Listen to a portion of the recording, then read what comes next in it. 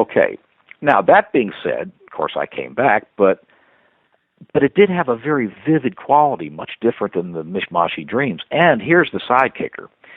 3 weeks later, I was having a little pit stop, because I'm a salesman, and I used to use the Borders or Barnes & Noble stores as little pit stops to get a cup of coffee and take a break between sales calls. And I was going through a magazine during one of the little lunch breaks, and there was that Frank Sinatra's Lake Tahoe Casino. And by golly, Lura, there was the living room I was in, the sunken 1950s living room. Oh, same layout, everything. And I thought, wait a minute. This was like 3 weeks after that event, and I'd never known of Frank being connected with Lake Tahoe. It was always, Palm Springs or New Jersey or Vegas or something like that. It was, Yeah, you think of Vegas. Yeah, exactly. And like in the, what is that one? The Golden, not the Golden Nugget, but Golden Gate Casino up there in Vegas on Fremont Street. They've got signs with Frank was in there and Dino and all that bunch. He was just a frequenter of that casino.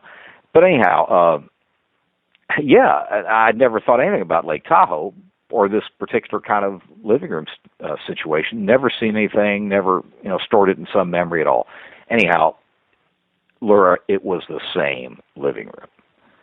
And the chances of that being a coincidence are about like Angela Jolie waiting in a car to pick me up to go to Los Angeles tomorrow or something. I mean, that's about that likely. This dream, I mean, that's wonderful. I mean, it's fantastic. Well, it is. It was pretty remarkable, and I've had a lot of things like that, but that was pretty cool. And like I say, the part that would really give it some added validity beyond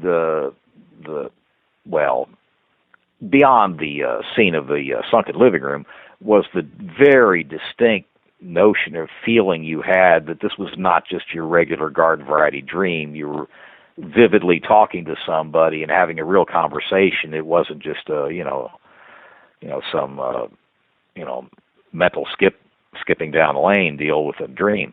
So I can't say that it was for sure a real thing, but I know the one that was the OBE was real. That was so real. I mean, I was as cognizant of my surroundings as if I was in the room right now. Well, I have a hypothesis about your dream. Did you ever think that maybe this dream, it was something fantastic, but maybe it was presented to you in a way that information that you could handle at this, this part of your life? Oh, an early stage of it, yeah. Yeah, I think so. Well, I think that you can handle. Yeah, like breaking you in easy. Yeah, I know. Well, that's possible. That really is possible. And I did have another experience. I think I'm not supposed to be interviewing me, but no, I want to hear. Tell me about it. Well, the folks may know of this, but I had what the odor of sanctity is in connection with the Catholic Church, as far as smell of roses and. I'm a rabid Presbyterian, so I don't know. Well, what it is at different Catholic sites and in different settings, Marian apparitional sites, there is a smell of strong, powerful, unusual, unnatural smell of roses and hibiscus and floral scents. Mm-hmm. And I experienced that at Our Lady of Martyrs Shrine in Voorheesville, New York, and that was just a powerhouse experience, way beyond what the norm is. And it actually happens every 6 months to a year up there, according to the museum director. And so all those three things all thrown together, that potentially that was kind of a, if you do find yourself in a croaking moment, it's not as scary as it might otherwise be. So well, I think that something like that, I mean, have you written about it? Have you had it published? Well, it's part of the book I wrote on Marian apparitions called Marian Apparitions Are Real. It's in that book, part of it, at the end part. But, yes, I have published it. But I'm going to have to read that book immediately. I just got to know. You should like it. It's pretty good. It's just, I guess, like the things you've experienced and I've experienced, I guess folks that are listening, and there's many listening that think, oh, Kevin, you're just a crock. But well, like in 100 years, they're going to find out. Think about it that way. Well, I'll be dust in 100 years, and that's when we're going to be proven right. But Yeah. I'm in no rush to convert or convince people. It's just the fact that I know is it gives me a foundation, Well, it is a calming and reassuring thing, because it was such. I understand, just as a throw on to that experience in New York, this was so powerful. It was more than just smelling a little wispy smell of roses, like going through a garden or something. This was like grab you by the throat, slam you up against the wall. Like, you understand this? You're experiencing this, right? And it was not, a mild, quiet experience. And it was pleasant, sure, but it was definitely, you knew you were in the middle of something. And I guess what I'm saying is, for those that are hearing our stories but maybe raising skeptical eyebrows, once you experience seeing a ghost or one of these paranormal events, I don't know about you, Lura, but for me it's like, I do other more prosaic things like sell trees, but it's hard to be satisfied with just normal circumstances when you realize these other things do exist. Oh, I've got a burning curiosity into the paranormal, but also I'm the most skeptical person on earth, these 1-800 numbers, talk to a psychic. Don't believe in it. And some of these psychics, I don't want to get hate mail, but, that you go to a convention and they can tell you that your dead Aunt Sally's behind you. I think 99% of it is like wishful thinkers, but... It probably is, but I tell you what. Let's just hold that thought. Let's just hold that thought for just a second, because we're coming up on a break. But we'll talk about that when we get back. We'll take about a 4 or 5 minute break, and sounds good to me. All right, we'll have a little commercial time. But yes, I do want to talk about that as soon as we get back.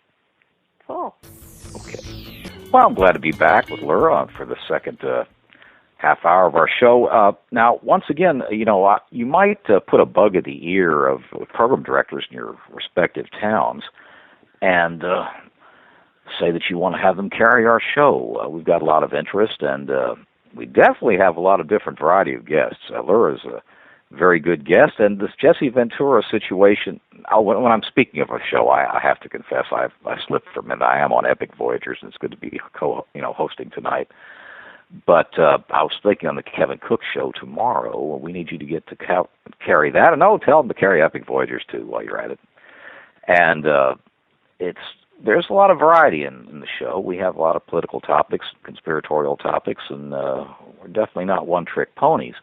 Now, Lura, the psychic thing is something we're talking about in the last half hour, and I have to confess, I don't know about you, but I had one experience when I was like 19. Actually, wait a minute. One at 19 and one at 20. And this was before I converted to Catholicism. And what happened was, my ex-wife, we were living in the Eastern Shore of Maryland at the time, and there was a gal up there, Madam Stanley, who was the local seer and crystal ball gazing gal. And now here's what she said. She said at the time, by the way, she had the lesser experience of the two, but she said that, Kevin, you'll either click on with one of two major outfits next year. And now, I don't know, this could have been just a wild pitch in the dark, but I had the choice of going to work for State Farm or the post office, and I picked State Farm, which was probably a mistake. But anyway, but the greater experience was in Atlanta. That next year I was going to night school, and I took a psychology class, and instead of it being what's a schizophrenic, what's a manic depressive or whatever, it was like psychology, like parapsychology 101, because the professor, he's more interested in that, and we basically took the textbook and chunked it in the closet, and just we had like mediums and hypnotherapy sessions and blah blah blah blah blah. And he had a guy named Paul Neary that was a relatively big-time psychic at the time from New York come in, and he would give readings to the members of the class for $35, which back in the 70s was a lot of money. And what it was, now here's what he said, and this will freak you out. Here's what he said. He said, firstly, now Sue and I remember we were young kids, right? And and he said, you and Sue will have a party otherways. I said, oh, really?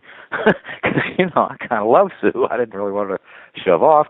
He said, don't worry about it. You'll find somebody you love a whole lot more, and blah, blah, blah. And her name will be either Kathy, Chrissy, or something. He said, like, on the fence. I said, oh, okay.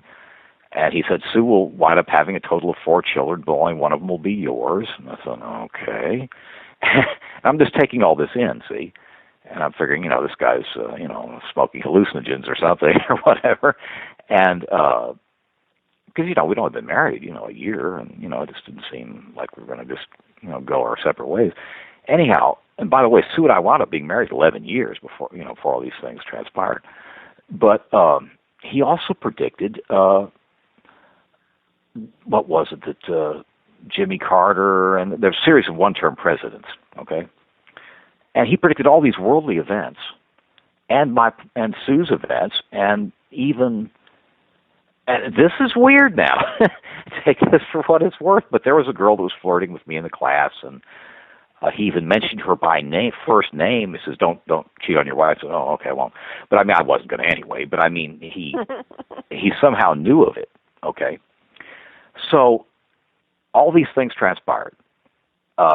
15 years later, there was a girl who I ran across named Kathy, whose nickname was Chrissy. And remember, this guy said that in a combo statement. And I thought, wait a minute. And that was the one that was the real monumental figure in my life. Wow. And Sue did get married and kept married and get married. She's been married a total of 6 times. And so, I mean, she went to bat a lot. And what I'm saying is I would have never thought Sue would have 4 children. By golly, she did. And one of them was my daughter. And all these events were predicted 15 years before the... I think some of these people really do have some abilities like that. I think it's rare. Oh, yeah, I'm sure it is. But, I mean, and all the political things he said came true, too, because, there never really were very many one-term presidents. I mean, not really. I mean, except by assassination or something. Mm-hmm. And it was really Ford, Carter, all that was right around that era, and it all led together. So, I guess, have you had many psychic interplays? You say not much, or you don't hold much with them? Or? Yeah, I mean, occasionally. What I guess my abilities or my experiences, rather, are sometimes the ability to see ghosts. Oh, yeah? Wow. Well, that's a biggie. That should be enough. I have had things like that will happen in the future flash in front of me, but very obscure things like a dog that I ended up actually buying, and probably a few weeks before I did it, I've had a reincarnation revelation, I guess, and I was never one to believe in reincarnation. Yeah. But I'd kind of like to share this story if you're interested. Oh, yes, absolutely. Reincarnation interests the heck out. I mean, understand, for those listening, let me just throw this in for aside. I don't mean to intrude in the conversation, but just throw this in for background. The Christian church didn't really write reincarnation out of the canon of the church until, I think, year 325 or something like that. And previous to that, many of the church fathers believed in reincarnation, and even in the Transfiguration, there was some potential reference that Jesus may have been reincarnated the way it was presented. Anyway, I don't mean to intrude in the conversation. Go ahead with what you're saying. Well, after the NDE and seeing different full-bodied apparitions and what I call I guess you'd call orbs or energy balls or, souls that I have seen, that's been over 100 times easy in the last 30 years. But what I started to develop, I guess, is this ability to have what I call contact dreams, where I must be, it's more than a dream, it's more than a lucid dream, where I have seen deceased people and been in places, and talk to them, and they've tried to guide me or help me. So, I do these meditations at night sometimes when I'm not lazy, with hemisync sound, CDs that will help my abilities, and you pose questions on these CDs. So, one of them was, who was I before I was me? I didn't think anything of it. I've asked a lot of things, a lot of help with things, and the answer is usually no or nothing, or it comes in sideways. I don't have any control over this at all, Kevin. But this one was interesting. Later that night, a ghost or whatever it was came to me, and it was this woman. She was heavy set, and I saw her from about the shoulders up, and she just looked at me, and I didn't have any attachment towards her or feelings or emotion. And she said, "I was your mother. Wow. No, you were my daughter Eleanor, and a jealous boyfriend murdered you in 1942." Wow. And I'm looking at her, and I didn't have the emotional response. It was almost like a dulled response, like, what? And I woke up, and I think I was sitting up, or it was just really strange. So I'm trying to look on the Internet, and I can't figure anything out because I'm so technically challenged.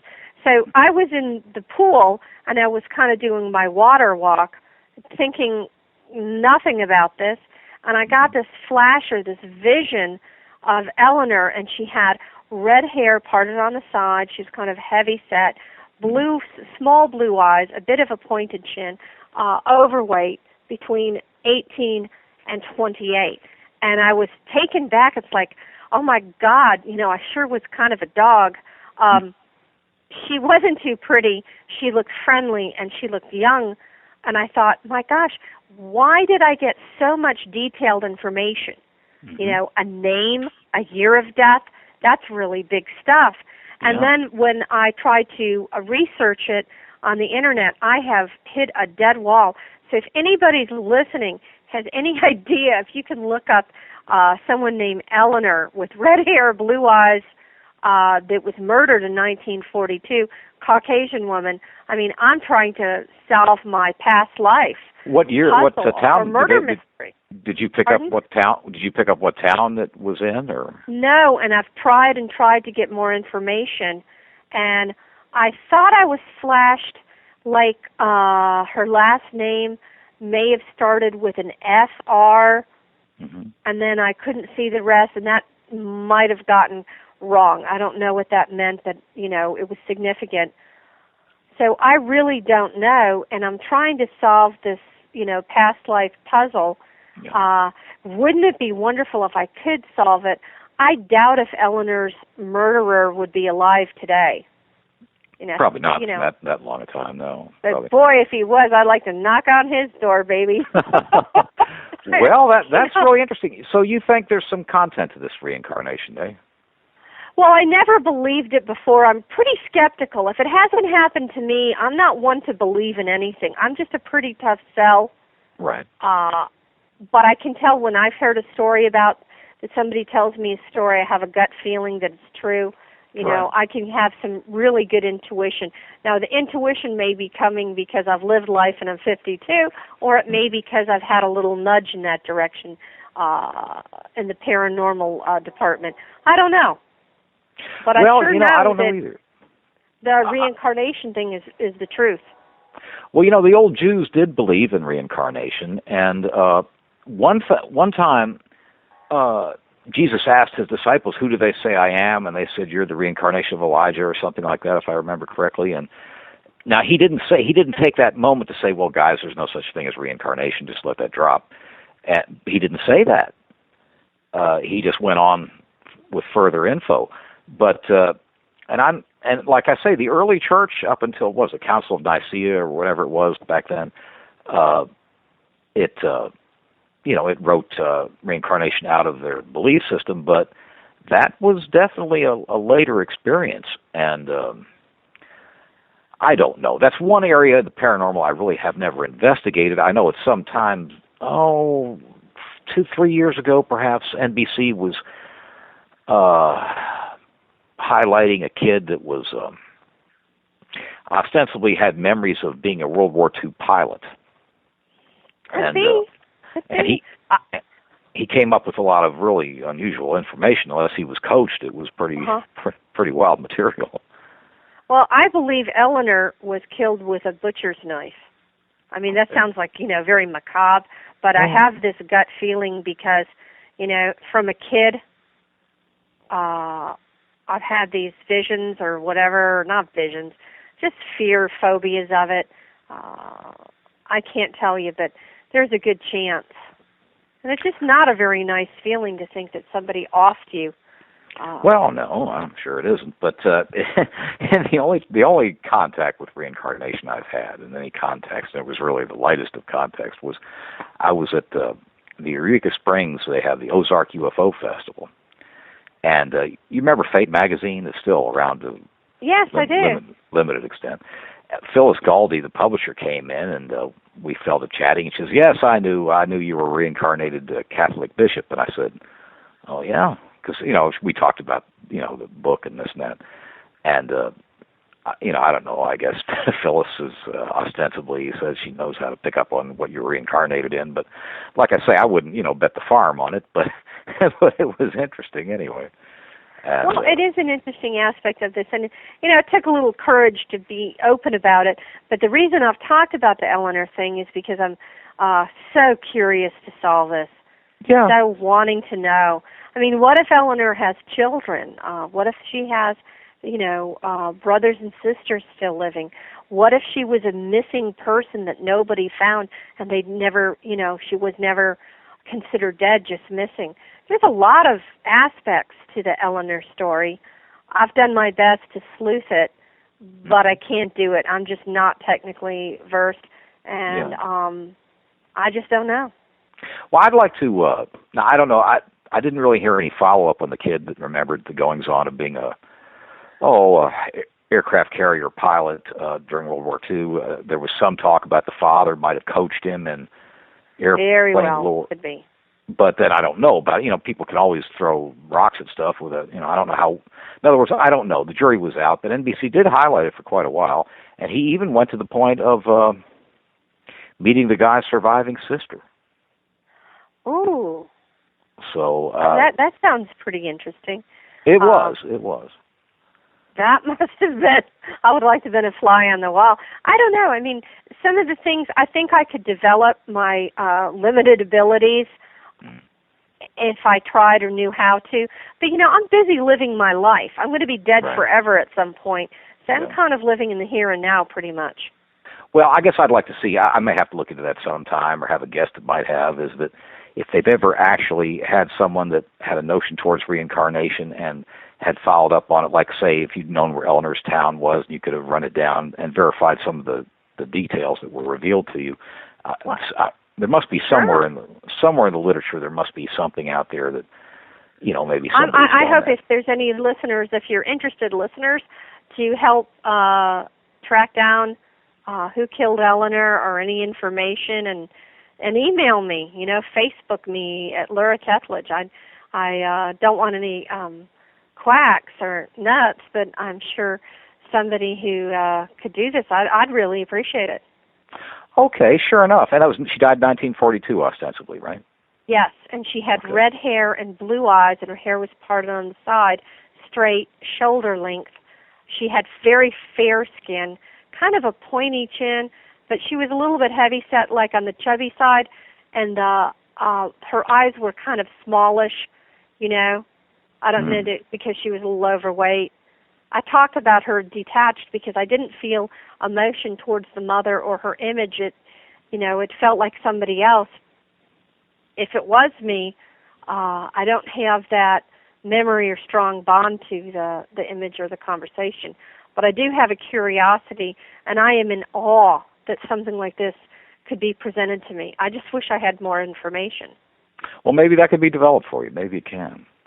It said in the bio that you've done some work with CSNBC on the top scariest homes for sale. Is that right? Yeah. Well, I've got a wicked sense of humor, Kevin. Good. I mean, I got the reason I wrote my paranormal novels, and the reason I've held on to them because I want to pitch them as movies is because all of these paranormal things, I just had to have an outlet. So I created this story and wrote a paranormal 3-book mystery.